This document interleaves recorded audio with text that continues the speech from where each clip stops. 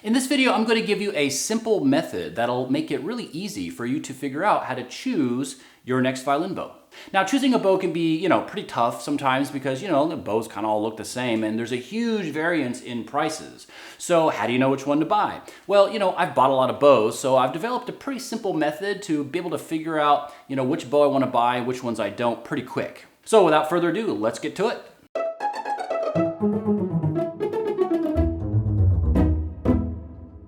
So in my last video, I gave you guys a little bit of a behind the scenes tour of a recent trip to Cremona, Italy that I made. Now I go to these shows, of course, to buy instruments, to meet makers, to buy bows and things like that. Now this particular trip, I was emphasizing my need to find some good bows. And I thought, maybe I should share my methodology with you guys. It might, help out a little bit and make it a little bit easier for you guys to decide, what bow is best for you.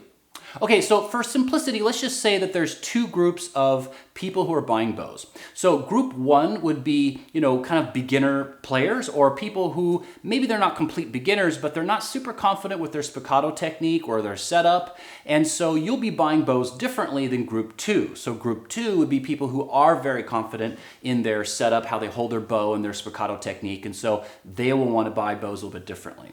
So group one, it's pretty simple. You're pretty much just looking at price and the reputation of the maker for the most part, the maker or the shop basically. So for price, usually these kinds of bows are going to be like $80 to $500 or $600. And so you're trying to decide, okay, do I get carbon fiber or do I get wood? Well, as a general rule, carbon fiber will bounce better and produce a bigger sound, but they generally don't produce as nice a quality of sound. But you get a lot of bang for the buck. You get a lot of bow. The bow plays very, very well for the money. And wood bows, you have to pay a little bit more to get the same kind of sound and bounce.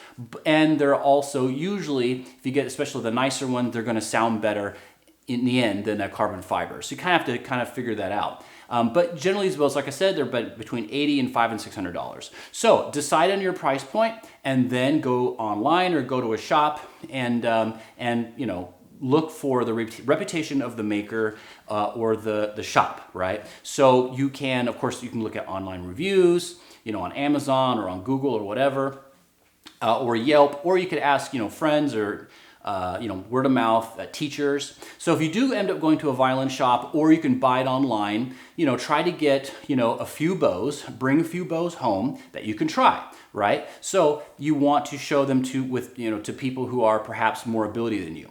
Now, here's a little bit of caveat though. If you are not super confident in your bouncing, but you're pretty optimistic that you're going to definitely get there, you've got a teacher, or maybe you're really committed to practicing or whatever, then you want to buy a bow that's a little bit better than you, right? So you can keep it for a while and you can afford it, right?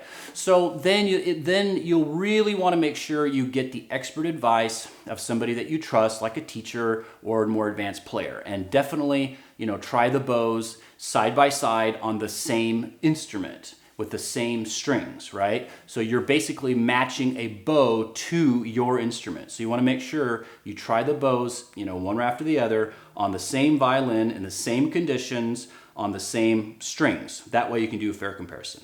Okay, so for group two, now you're more confident with your bouncing ability and your spiccato, because with this group, you're not only looking at price and the reputation of the builder and considering people's comments on the bow, like your teacher or friends and neighbors, but you're also looking at the sound and the bouncing characteristics. Now, generally, these higher level bows are going to be, let's say, $500 or $600 to around $5,000 which would be like professional level, right? So again, carbon fiber is going to offer you the most bang for your buck, right? So you can get like a good quality Chinese carbon fiber bow for $80 to $100 or $150 generally, and they're probably going to be built reasonably well and probably bounce okay and produce a pretty good sound, but not as good as wood. And then of course you could get like the wood bow, which will be a really high grade Brazil wood bow, or Pernambuco. Now Pernambuco and Brazil wood are the same, it's the same wood, it all comes from Brazil, but there's just different grades of the wood. Now Pernambuco is going to be the highest grade of Brazilian wood that you can get, and that's generally the very advanced players or the professionals, they'll be buying that those bows, and they usually cost, you know, over $1,000, usually several thousand, or often several $1,000s. Okay, so after you've looked at the price and the reputation of the maker or the shop, and you've got some expert opinion, now you really want to look at the sound of the bow, and you want to look at the bounce. So for sound, what I usually do is I usually try to create a pretty big sound on my instrument, and I look for clarity and I look for ringing. You want the instrument to ring, and so you're looking, you know, how big a sound does it make? You know, is it easy to make a big sound? And does the instrument ring?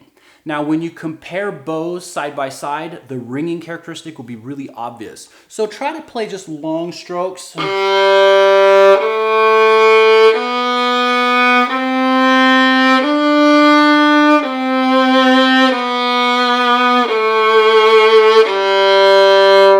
On all string.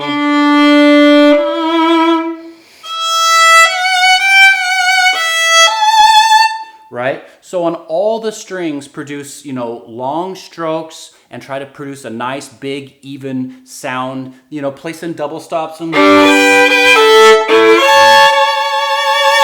you know, how long can you sustain the sound? Does the bow ring, right? So remember, you're not only looking for the clarity of sound and the amount of sound, but you're looking for the quality of sound, right? Does it produce a dark sound, a bright sound? Which one do you prefer? Remember, you're matching the bow to your instrument. That's why it's so important to play multiple bows on your violin with your strings, because each bow is going to sound different with different violins. So you want to play those long strokes and all that stuff to find the sound quality that you want with your instrument. Okay, now the last thing you're looking at is bounce. This is perhaps the most important aspect of a bow. Now, buying a bow is very individual because everybody's got a little bit different setup, a little bit different technique, a little bit different size of hands. Everybody has got their own, you know, idiosyncrasies on, you know, how they achieve a bounce on the bow.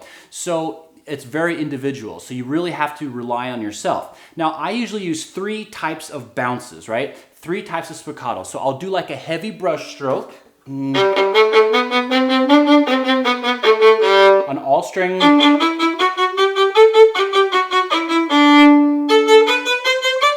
And so on and so forth. And then I'll do like a medium spiccato.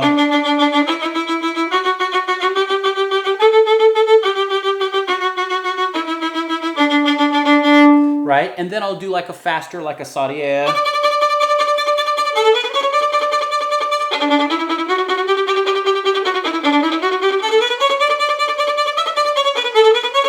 Right? So what are you looking for? You're looking for evenness, clarity, and ease of playing. You want the bow to do it for you. You want to try the least amount that you have to try. You know, ultimately you want the bow to do all the work, right? So listen for that evenness first of all, right? So you want a stroke that's really even. So if you put on a metronome, you could stay with that metronome really easily.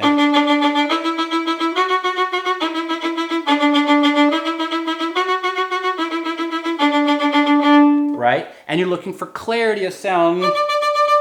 When the bow contacts a string, you don't want to, you know, I can't do it, but you don't want like you don't want to hear the mechanics of the bow. You don't want to hear the mechanics of the hair hitting the string. You want to hear pitch. You want to hear tone, right? So yeah, so that's what you're looking for. You just as much sound and tone as possible. You're also looking for the bow to speak as soon as possible, right? You want it to be really responsive. So as soon as you hit that string, you know, bam, it's the sound comes right out. You know, and you don't want a lot of, like that last one was kind of scratchy. That was my fault, but but you're looking for a sound that just kind of, it's very easy.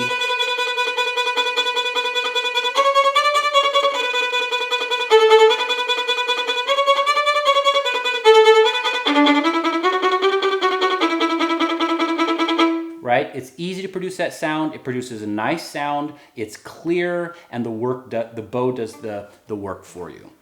Okay, so that's really about it, right? You're looking for that price, the reputation, some expert opinion, but mostly you're looking for that sound quality, how big a sound, what kind of sound, and you're looking for those bounce characteristics. You want the bow to be even, to be clear, and you want it to do the bounce for you, not you having to force the bow to do the bouncing.